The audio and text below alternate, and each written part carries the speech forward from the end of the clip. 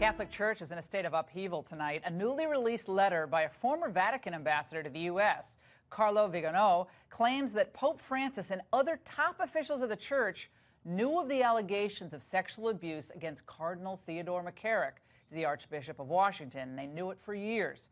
What's the real story here? For more, we're joined by Raymond Arroyo, managing editor of EWTN News, who's covered the Vatican for decades, and a Fox News contributor. Raymond, who are these?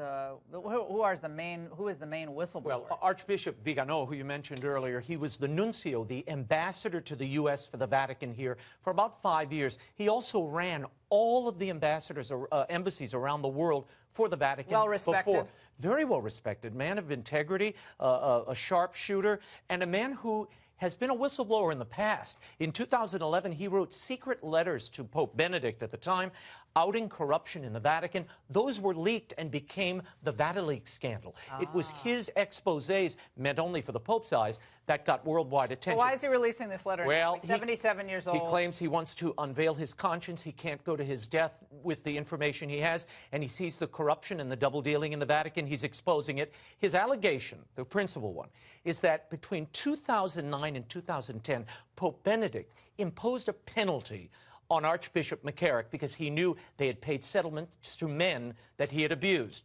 He also took him out of public ministry. Now, when Pope Francis became Pope, Vigano claims he informed the Pope himself of McCarrick's misdeeds, and the Pope ignored this and restored McCarrick. That's the charge. That's the here. allegation, and some others are vouching for Vigano's credibility. Well, we should put up the full screen. I want people to see this. This is a full screen from the letter of Vigano.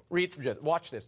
It says, Francis knew from at least June of 23rd, 2013, that McCarrick was a serial predator. What? In an extremely dramatic moment for the Universal Church, he must acknowledge his mistakes, and in keeping with the proclaimed principle of zero tolerance, Pope Francis must be the first to set a good example for cardinals and bishops who covered up for McCarrick's abuses and resign along with all of them. He's calling for the Pope's resignation and for all of these people. This is exploding all around the world. And this is coming on that big family meeting in Ireland, which was not well attended, by the way. Here's the Pope reacting to the news on a plane returning from that family conference in Ireland. I read it, and I will say sincerely that I must say this to you and all of you who are interested. Read the document carefully and judge it for yourselves. I will not say one word on this. I think the statement speaks for itself. Well, many Catholics are saying it speaks for itself, and they feel the Pope should have done some disclaimer, said something.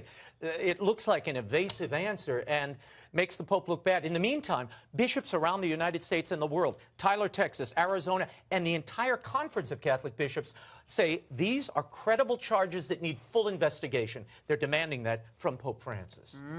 Could this lead to the ouster of a pope? That's never happened Well, before. we'll see. Look, there's no mechanism to do that. So we'll have to see. We'll continue on this. All right, fantastic, Raymond. Thanks so much.